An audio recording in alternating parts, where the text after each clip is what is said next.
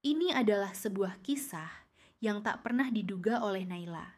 Kisah tentang kesepian yang menuntunnya menemukan cinta sejati dalam wujud yang paling sederhana. Seorang wanita yang telah kehilangan segalanya hingga akhirnya menemukan harapan dari arah yang tak pernah ia sangka. Cerita ini mungkin akan membuatmu diam sejenak, menelan emosi yang tiba-tiba memenuhi dada. Dengarkan kisahnya hingga akhir. Yang belum follow akun Cerita Kehidupan, silakan follow dulu. Dan inilah kisah lengkapnya. Naila, seorang perempuan berusia 34 tahun, telah melewati badai hidup yang membuatnya nyaris kehilangan jati diri. Ia pernah menikah selama 11 tahun dengan lelaki yang ia cintai sejak usia 20-an. Namun selama itu pula, mereka tak pernah dikaruniai keturunan. Bertahun-tahun, ia hidup dalam harapan dan doa yang tak kunjung terkabul. Di awal pernikahan, semuanya tampak baik-baik saja. Suaminya Anton selalu berkata bahwa cinta mereka cukup. Mungkin belum waktunya, Nay. Begitu katanya setiap kali mereka keluar dari klinik dengan hasil tes yang kembali mengecewakan. Naila mencoba percaya. Ia menelan pil-pil hormon, mengikuti terapi herbal, hingga konsultasi medis modern yang menguras isi tabungan mereka. Namun, tak satu pun membawa hasil. Lama-kelamaan, kalimat penghiburan berubah menjadi kebisuan.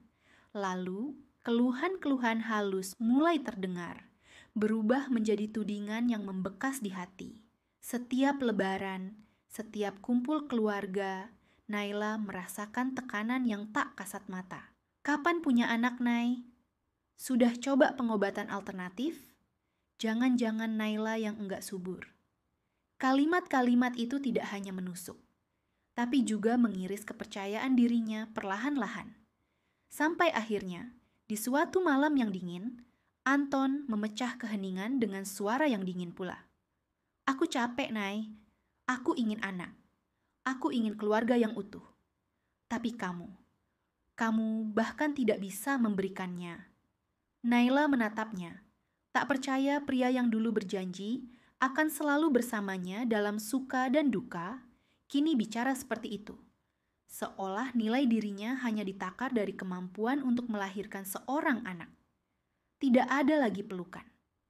Tidak ada lagi tatapan penuh harapan. Yang tersisa hanyalah penghakiman. Perceraian itu terjadi begitu cepat. Naila tidak sempat menyiapkan hati. Ia kembali ke rumah peninggalan orang tuanya, sebuah rumah kecil di pinggiran kota, membawa serta luka yang tak bisa dilihat siapapun. Di lingkungan itu, ia bukan hanya seorang janda, ia adalah janda mandul, dua label yang begitu kejam dan berat untuk disandang seorang diri. Setiap kali ia melewati gang sempit menuju pasar atau warung, Naila merasa tatapan itu hadir. Tatapan kasihan, atau lebih sering, tatapan menghakimi. Beberapa tetangga bahkan berani membisikkan komentar-komentar menyakitkan saat mengira ia tak mendengar. Percuma, cantik kalau nggak bisa punya anak. Hidupnya sepi ya, kasihan. Terkadang Naila menangis di balik pintu kamarnya, memeluk bantal, seperti memeluk harapan yang telah lama hilang. Tapi suatu malam, ketika hujan turun dan petir menyambar, ia menatap pantulan wajahnya di jendela. Mata itu tidak lagi sama. Ada luka, tapi juga ada bara kecil yang belum padam. Ia tahu, jika ia terus terpuruk, dunia akan menang. Tapi jika ia bangkit, mungkin, hanya mungkin, ia bisa menulis cerita baru dalam hidupnya. Esok paginya, dengan tangan yang masih gemetar dan hati yang retak, Naila memutuskan untuk membuka kembali warung lama milik ibunya. Warung itu terletak di ujung jalan proyek bangunan yang baru saja dimulai. Ia tidak tahu kemana langkahnya akan membawanya. Tapi, untuk pertama kalinya setelah lama, ia bergerak. Dan dari langkah itulah, cerita yang tak pernah ia bayangkan akan mulai terbentuk. Warung kecil milik Naila mulai beroperasi keesokan harinya. Ia membersihkannya seorang diri, menyeka debu yang menempel di rak kayu, menyusun kembali toples-toples berisi kerupuk dan kue kering, serta mengganti taplak meja yang sudah memudar. Tak ada yang istimewa dari warung itu, tapi bagi Naila, tempat itu adalah titik balik. Tempat di mana ia ingin belajar berdiri di atas luka. Hari-hari pertama berjalan pelan. Beberapa tukang bangunan dari proyek sebelah mulai mampir sekadar membeli kopi atau mie instan. Mereka datang dengan baju lusuh, tangan kasar, dan tawa keras yang kadang membuat Naila gugup. Sebagian dari mereka sopan, tapi tak sedikit yang berani menggoda. Warungnya kecil, tapi yang jual manis banget. Celetuk salah satu pria paruh-baya sambil tertawa keras. Naila hanya tersenyum tipis, mencoba menahan rasa tidak nyaman. Ia tahu, bagi sebagian orang, seorang janda seperti dirinya adalah sasaran empuk untuk lelucon murahan. Tapi ia tak ingin ribut. Ia memilih diam, menunduk, menahan semuanya dalam hati. Meski begitu, ia tetap berusaha ramah. Ia tahu, jika ingin bertahan, ia harus membiasakan diri, sebab hidup tidak lagi memberinya banyak pilihan. Suatu sore, ketika matahari mulai turun dan langit berubah jingga, seorang pria datang. Ia berbeda dari yang lain.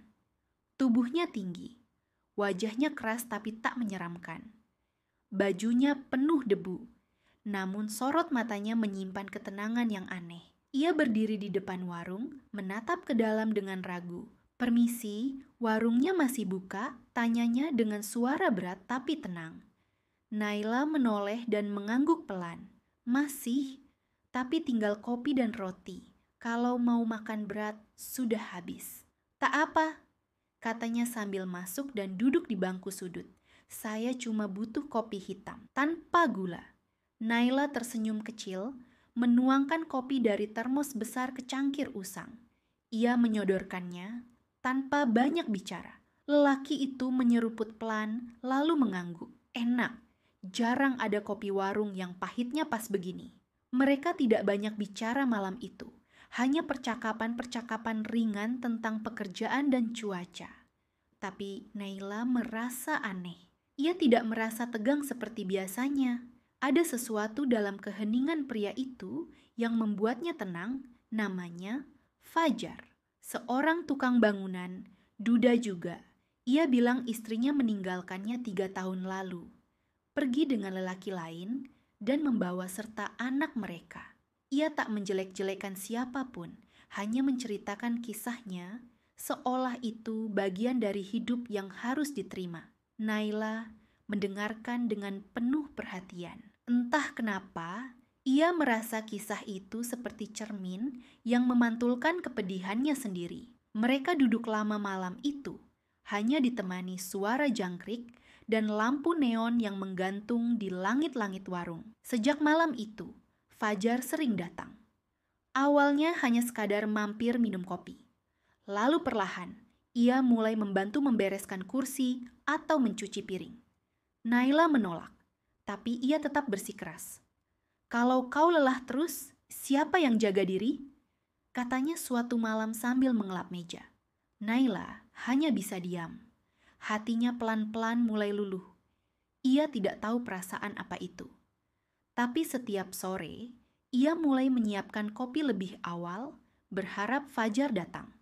Setiap kali melihat sosoknya mendekat dari kejauhan, jantungnya berdegup lebih cepat. Namun di balik semua itu, ada keraguan besar yang terus mengintai. Naila tahu betapa mudahnya harapan berubah menjadi luka. Ia tahu betapa cepatnya cinta bisa menjadi racun, seperti yang pernah ia alami dulu. "Jangan bodoh, Nay," ucapnya pada diri sendiri saat membersihkan meja satu malam. "Jangan berharap terlalu tinggi, tapi perasaan bukan sesuatu yang bisa ia kendalikan." Setiap tawa Fajar, setiap cerita kecil yang ia bagikan, membuat benteng yang telah Naila bangun selama bertahun-tahun perlahan runtuh. Ia mulai memimpikan hal-hal kecil, berjalan berdua ke pasar, berbagi makan malam sederhana, atau sekadar duduk diam dalam kebersamaan. Namun, Saat harapan mulai tumbuh, Naila tahu dunia belum tentu membiarkannya bahagia dengan mudah. Ia tidak tahu apa yang menunggu di depan.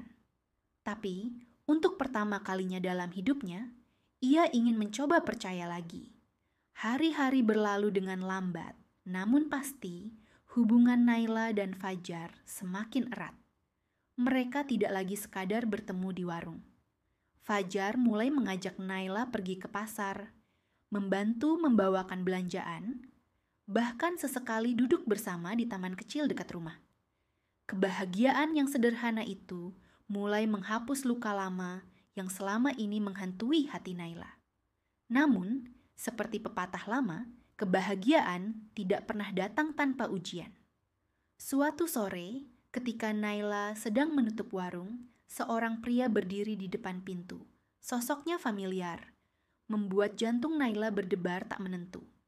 Wajah itu adalah masa lalunya yang tak pernah benar-benar hilang.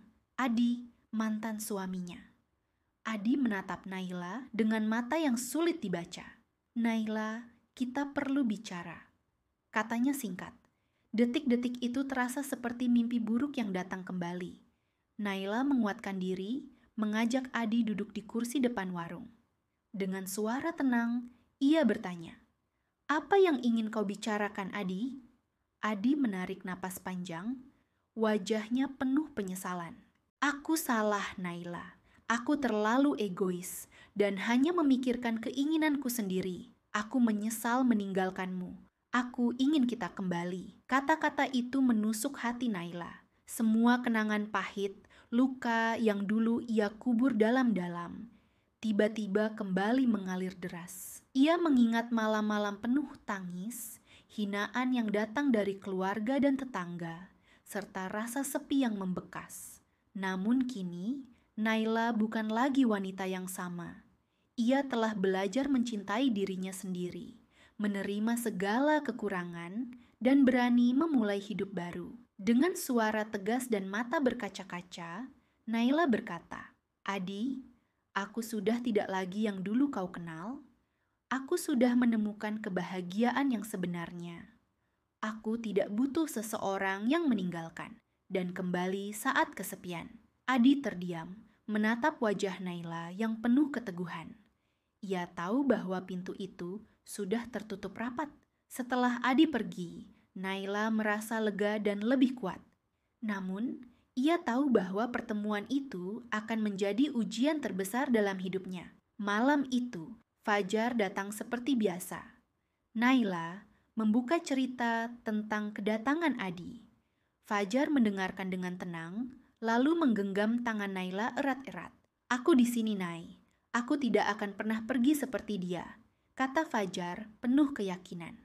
Malam itu, mereka berbicara panjang tentang masa lalu, tentang luka, dan tentang harapan masa depan. Namun, ujian berikutnya datang tanpa diduga. Beberapa minggu setelah pertemuan dengan Adi, Naila mulai merasakan perubahan dalam tubuhnya. Rasa lelah yang tak biasa, mual di pagi hari, dan perasaan aneh yang sulit dijelaskan. Ia memutuskan untuk memeriksakan diri ke bidan desa. Hasil tes membuat dunia Naila berputar. Ia hamil. Kabar ini adalah keajaiban yang tak pernah ia bayangkan setelah bertahun-tahun hidup dengan stigma mandul. Namun, di saat yang sama, kekhawatiran dan ketakutan muncul. Apa aku siap menjadi ibu? Apa Fajar akan menerima semuanya? Naila bertanya dalam hati. Ketika memberitahu Fajar, pria itu hanya tersenyum hangat dan menggenggam tangan Naila lebih erat. "Aku akan selalu ada untukmu, untuk anak kita. Ini bukan hanya tentang masa lalu, tapi tentang masa depan yang kita bangun bersama." Hari-hari berikutnya dipenuhi dengan kebahagiaan dan harapan baru. Naila semakin kuat menjalani hidup, penuh semangat untuk membesarkan anaknya dengan cinta. Namun, pada saat itulah sebuah rahasia besar terungkap. Suatu hari, seorang dokter lama yang dulu pernah menangani pemeriksaan kesuburan Naila datang ke warung. Dokter itu tampak ragu-ragu, tapi akhirnya berkata, "Naila, Aku harus bilang sesuatu yang penting. Dulu, bukan kamu yang bermasalah. Masalah sebenarnya ada pada suamimu, Adi. Kata-kata itu seperti petir di siang bolong. Semua penderitaan, hinaan, dan kesedihan yang pernah Naila alami ternyata berdasar pada sebuah kebohongan besar. Air mata mengalir deras. Tapi kali ini bukan karena kesedihan, melainkan karena kelegaan. Fajar memeluk Naila erat, berkata, "Kamu tidak pernah kurang, Nei. Kamu wanita kuat, dan aku mencintaimu apa adanya."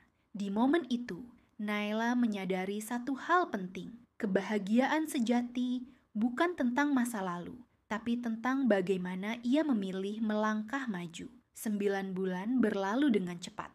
Naila menjalani masa kehamilan dengan penuh harapan dan keteguhan hati. Setiap hari, ia mengurus warung kecilnya, ditemani Fajar yang selalu setia mendampinginya, membantu pekerjaan kecil sekalipun tanpa mengeluh. Meskipun terkadang kelelahan melanda, terutama saat mual datang tanpa ampun, Naila tidak pernah membiarkan itu meredupkan semangatnya.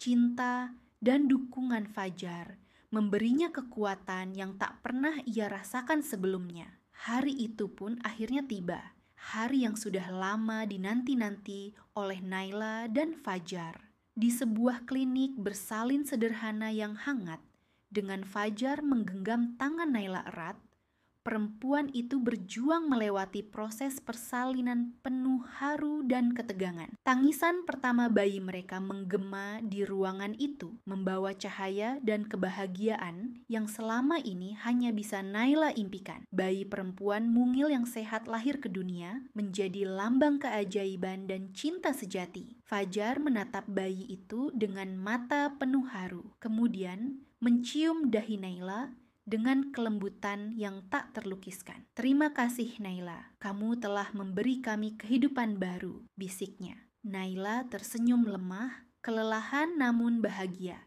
Ia menatap wajah mungil anaknya dan berkata, "Kita beri nama Aira. Semoga dia menjadi cahaya bagi hidup kita." Hari-hari setelah kelahiran Aira dipenuhi dengan kebahagiaan sederhana namun bermakna. Naila belajar menjadi seorang ibu yang penuh kasih, sementara Fajar bekerja keras untuk memastikan masa depan mereka. Para tetangga yang dulu sering mencibir kini berubah sikap. Mereka melihat betapa kuatnya Naila dan bagaimana cinta bisa mengubah segalanya. Bahkan beberapa pekerja di proyek bangunan yang sering menggoda kini datang memberikan ucapan selamat dan dukungan tulus.